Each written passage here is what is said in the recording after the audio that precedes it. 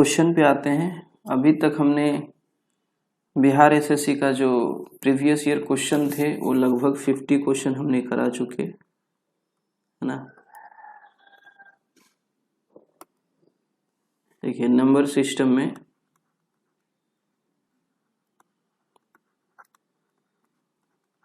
Fifty question हमने previous year करवाया और अभी मॉडल क्वेश्चन चल रहा है। क्या चल रहा है? Model question. ये हमने 40 क्वेश्चन करवा चुके हैं। अभी तक 9 क्लासेस हो गई है। आज हम 40 के बाद यानी 41वां नंबर सवाल देखेंगे और इसमें लिखा हुआ है 5 स्क्वायर प्लस 6 स्क्वायर प्लस उसके बाद 10 स्क्वायर है, फिर प्लस में 20 स्क्वायर है। इसको इस सीरीज को देखेंगे तो पता चलेगा कि 5, 6, 7, 8 बीच में गैप है, मतलब वो 7, 8, 9, 10 इस तरह से है और प्लस में फिर 20 स्क्वायर ये अलग से है। ये 5 से लेकर के 10 तक लगातार 5 से लेकर के 10 तक लगातार नेचुरल नंबर का स्क्वायर का सम निकालना है। उसमें 20 का स्क्वायर यानी कि 400 जोड़ देना है। अब एक तरीका है कि सारे का स्क्वायर करके आप जोड़िए, ठीक है। जैसे 5 का स्क्वायर क्या होगा? 25। 6 का स्क्वायर क्या होगा? 36। 7 का स्क्वायर 49। 8 का स्क्वायर 64। 9 का स्क्वायर 81। 10 का स्क्वायर 100 और फिर 20 का स्क्वायर 400। ये सारे को आप ऐड कर दीजिए। 6, 5, 11, 9, 20, 4, 24, 25, हाथ में 2, लास्ट में 5, तो यहाँ पे भी है यहाँ पे भी, तो आपको जोड़ना ही पड़ेगा। हाथ में 2 है, 2 प्लस 2 ये 4 हो जाएगा। 3, 7, 4, 11, 6, 17, 17, 8, 25, 25, 25, 10, 35, 35, 40, 75, 35 प्लस 40 75, यानी कि 755 आपके ऑप्शन कौन से आ गए? एक तरीका तो ये था।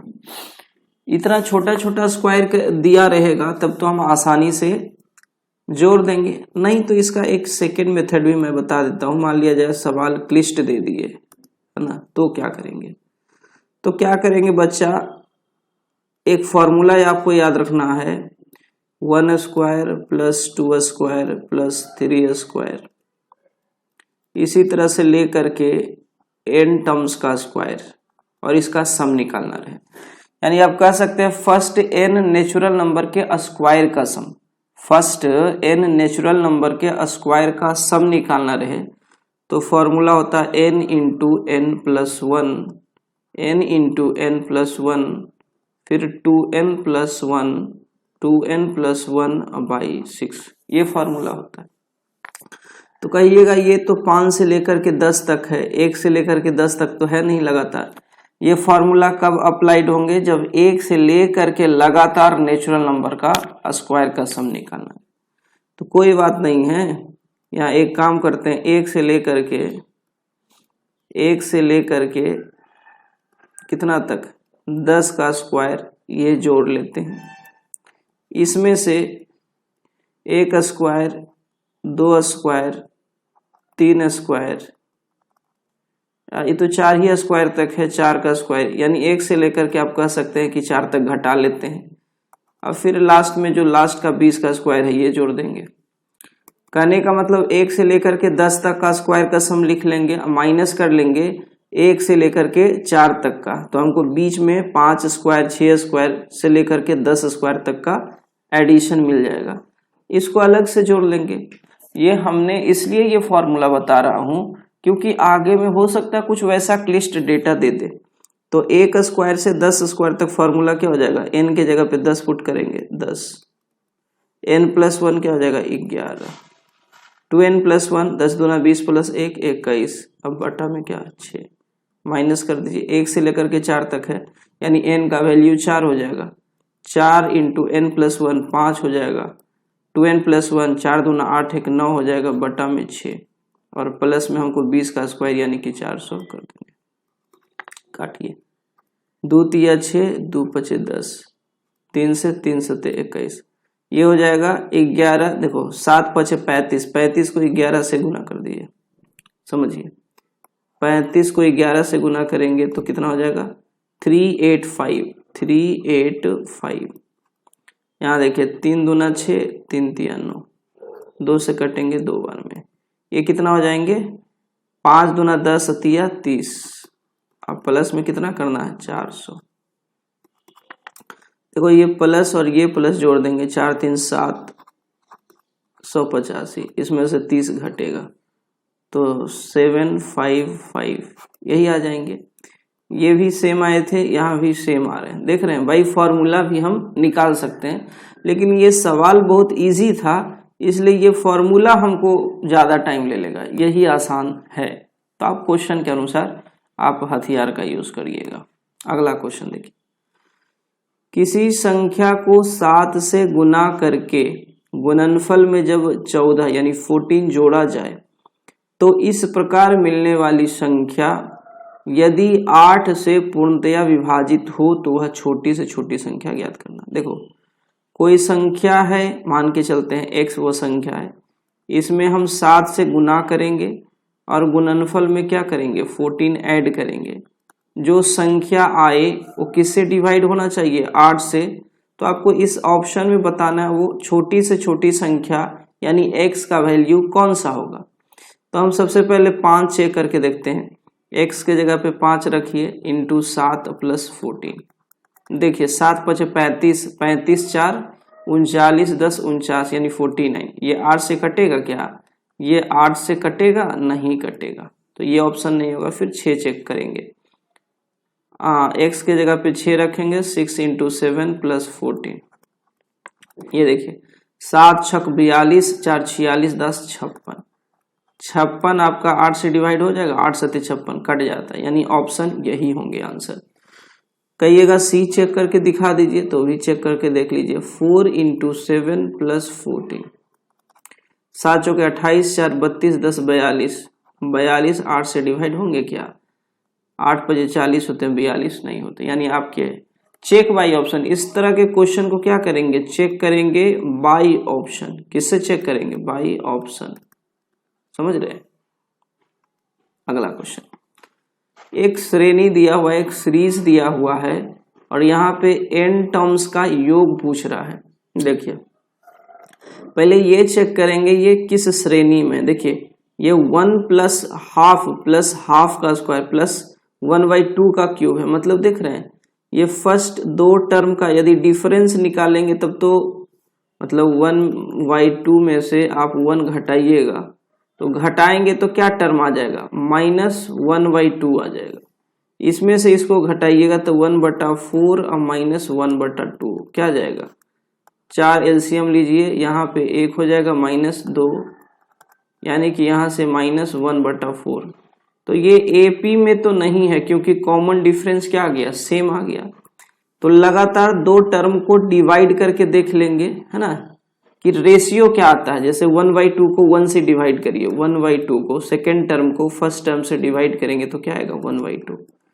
थर्ड टर्म को सेकेंड से डिवाइड करेंगे तो 1/2 का क्या है, ये स्क्वायर है और नीचे में 1/2, ये कट करके क्या आ जाएगा 1/2। तो आपको दिख गया कि रेशियो क्या आ रहा है, सेम आ रहा है।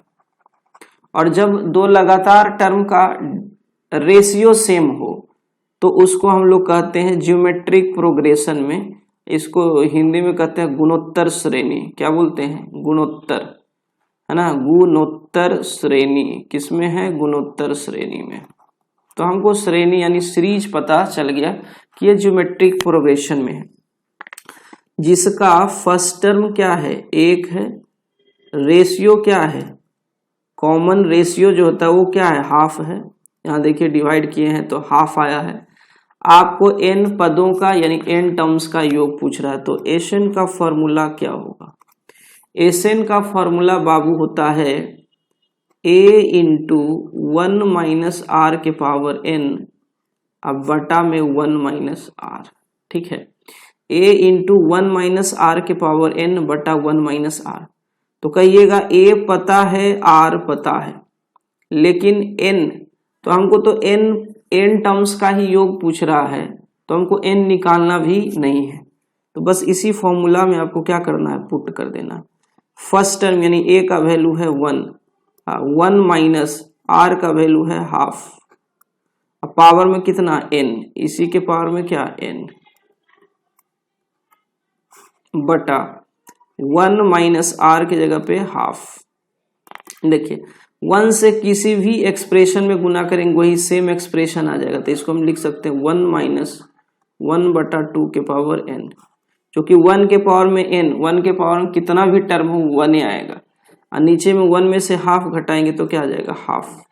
अब देखिए ऊपर में एलसीएम लेंगे 2 के पावर n, तो ये जाएगा 2 के पावर n माइनस 1 इंटू ये हाफ को गुना करेंगे तो ये 2 ऊपर जाएगा 1 नीचे आएगा। अब इसी चीज को देखिए, ये एक्सप्रेशन को समझिए, इसको हम 2 के पावर n माइनस 1 रहने देंगे बटा ये 2 का पावर 1 कुछ नहीं है तो क्या है 1 है, तो नीचे जब आएगा तो 2 के पावर n में से 1 माइनस हो जाएगा n माइनस 1। ये ऑप्शन चेक कर लेंगे किस में है, 2 के पावर n माइनस 1 अब बटा 2 के पावर n माइनस 1, यही फर्स्ट ऑप्शन ही आपके मैच कर गए। तो ये ज्योमेट्रिक प्रोग्रेशन का क्वेश्चन था, इसको आप देख लेंगे। फॉर्मूला ये याद रखना है, sum of n terms equal to a into 1 minus r to the power n बटा 1 माइनस r, ये आपको याद रखना होगा। ये फॉर्मूला क्या करना होगा, याद रखना होगा, ठीक है। यहाँ देखिए n के सभी पूर्णांक मानों के लिए वह सबसे बड़ी संख्या जो अनुक्रम n minus 1 into n plus 1, पहला टर्म ये है, दूसरा टर्म ये है, तीसरा टर्म ये है, और इसी तरह से आगे इनफाइनाइट टर्म दिया हुआ है, और प्रत्येक पद को पूर्णतः विभाजित करेगी। कौन सा इसमें से नंबर है जो प्रत्येक टर्म को पूर्णतः विभाजित करेगी, देखिए। और n का क्या है, सभी पूर्णांक मान, तो मान के चलिए n का वैल्यू हम पूर्णांक मान क्या होता है, 0 से लेकर के 0, 1, 2, 3 से लेकर के इनफाइनाइट, वही ना होल नंबर्स होते हैं। पूर्णांक का मतलब क्या, देखिए पूर्णांक मतलब आपको 0 से लेकर के जितना भी नंबर है वो सब लेना है, ठीक है। पूर्णांक पूर्ण संख्या जिसको बोलते हैं, होल नंबर्स। तो n का वैल्यू एक काम करते हैं, हम 0 ही लेकर के देखते हैं, सबसे छोटा नंबर। तो n माइनस 1, n के जगह 0 लेंगे तो ये क्या हो जाएगा, ये माइनस 1 हो जाएगा इंटू n का वैल्यू 0। अरे भाई तो पूरा ये समझो कि पूरा टर्म में 0 हो जाएगा। अगला term n into n plus 1, इसमें n का वैल्यू 0 करेंगे तो जितना भी आए वो सबको 0 बना देगा, तो ये भी टर्म 0 आ गया।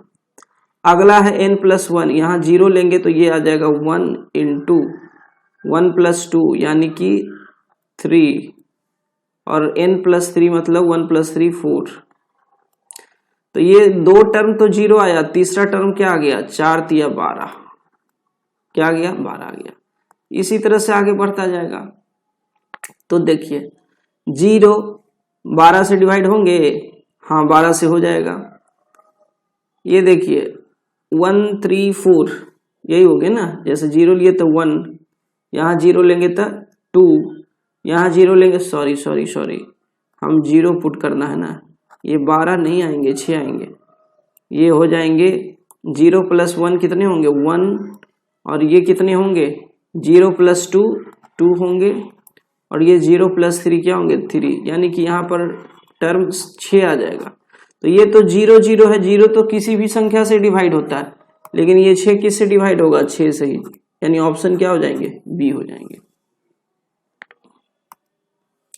यानी मिनिमम वह संख्या जो है सारे टर्म 6 से जरूर डिवाइड होंगे। ये बहुत अच्छा सवाल है, 45 नंबर है। x to the power 4 plus 4 का गुणनखंड निकालना है, यानी इसका फैक्टर आपको पता करना है। आप चेक बाई ऑप्शन भी करेंगे लेकिन आपको टाइम लगेगा, तो एक काम करते हैं डायरेक्ट ही बना देते हैं। देखिए आप पढ़ रखे होंगे पहले फॉर्मूला, यदि a square plus B square है तो आप इसको लिख सकते हैं a प्लस बी इंटू, हाँ ऐसे लिख सकते हैं a प्लस बी का होल स्क्वायर माइनस 2ab, है ना। a square plus B square को लिख सकते हैं a प्लस बी का होल स्क्वायर माइनस 2ab, इसी फॉर्मूला का यहाँ यूज करिए। x4 को आप x स्क्वायर का होल स्क्वायर लिख सकते हैं, प्लस 4 को आप 2 का स्क्वायर लिख सकते हैं। तो देखिए a के जगह पे हम यदि x स्क्वायर मान ले, b के जगह पे 2, तो इसी तरह का कुछ आ गया। अब इस चीज को हम इस फॉर्मूला पर तोड़ेंगे। देखिए a प्लस बी, तो a के जगह पे है x स्क्वायर, अब b के जगह पे है 2 और इसका क्या whole square, minus 2 into a के जगह पे है x स्क्वायर, अब b के जगह पे है 2। देखिए यहाँ x स्क्वायर प्लस 2 इसी का क्या होल स्क्वायर, अब माइनस 2 2 जा 4, यहाँ x स्क्वायर है। देखिए इस चीज को हम 2x का होल स्क्वायर लिख सकते हैं, इसी चीज को हम 2x का होल स्क्वायर लिख सकते हैं। अभी आ गया a, पूरा x स्क्वायर प्लस 2 को हम पूरा a मान लें और 2x को हम b मान लें, तो ये a square minus B square के फॉर्मूला पे आ गया। तो देखिए a square minus B square का फॉर्मूला होता है a plus B into a minus B. ये दोनों फॉर्मूला हम यहाँ पर यूज किए हैं। तो एक बार क्या करेंगे, बेस को दोनों a और b को एक बार जोड़ेंगे, यानी x स्क्वायर प्लस 2x अब प्लस 2। अगली बार क्या करेंगे, x स्क्वायर, ये वाला टर्म माइनस में लिखना है ना, ये माइनस भी, यानी माइनस 2x अब प्लस 2 हो जाएगा। देखिए ये ऑप्शन कौन सा मैच करेगा, यही तो ऑप्शन मैच कर रहा है ना, ऑप्शन नंबर सी। आप इसको एक बार देख लेंगे अच्छे से। अगला क्वेश्चन देखिए 15b है, 15b है, कहता है 6 से पूर्णतः विभाजित, किससे चेक करना है, 6 से। कोई भी संख्या 6 से डिवाइड कब होगा, जब वह 2 गुना 3 6 होता है, इसका मतलब वह 2 से भी डिवाइड हो और 3 से भी हो। तो देखो b के बारे में कहता है कि क्या सही होंगे, b एक सम संख्या होगी, तो भाई चूंकि 6 से डिवाइड होना है तो उसको 2 से भी डिवाइड होना पड़ेगा और 3 से भी डिवाइड होना पड़ेगा। 2 का रूल है कि b के जगह पे कोई भी सम संख्या हो, b के जगह पे क्या हो, सम संख्या हो, कोई सम संख्या होगा तब तो वह 2 से डिवाइड होगा। देख भैया b जो है 2 से डिवाइड कब होगा, जब कोई ना कोई b के जगह पे सम संख्या होगा।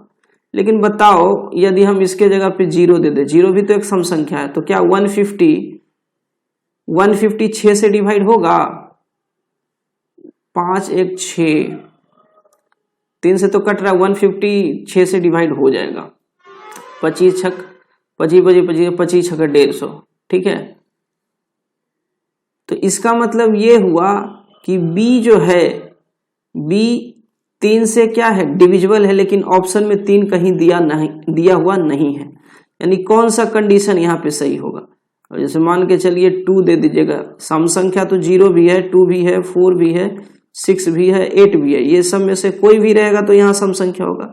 लेकिन यहाँ पे 0 देंगे या फिर 6 देंगे तभी डिवाइड होगा, ये बाकी 0 2 4 8 ये सब देंगे तो डिवाइड नहीं होगा। मतलब ये है कि b सम संख्या भी होना चाहिए और b जो है 6 से डिवाइड भी होना चाहिए, दोनों कंडीशन फॉलो करना है। यानी आपका ऑप्शन कौन सा सही होगा, डी नंबर ऑप्शन।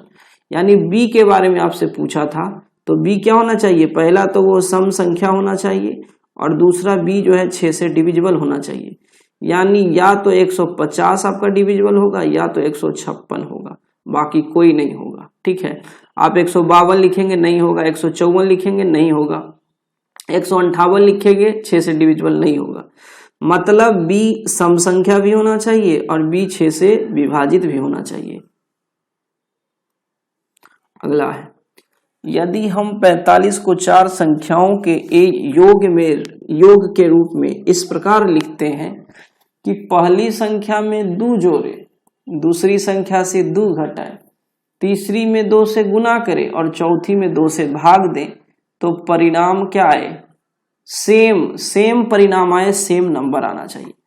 तो देख लेंगे भाई, ऑप्शन देखते हैं। अब जैसे पहली संख्या से 2 जोड़ना है तो पहला ऑप्शन हम चेक कर रहे हैं, पहली संख्या में कितना जोड़ना है, 2, तो 2 1 कितना हो जाएगा 3, और दूसरी से 2 घटाना है तो 8 में से 2 घटाएंगे 6, ये तो सेम नहीं आ रहा है, खत्म करो।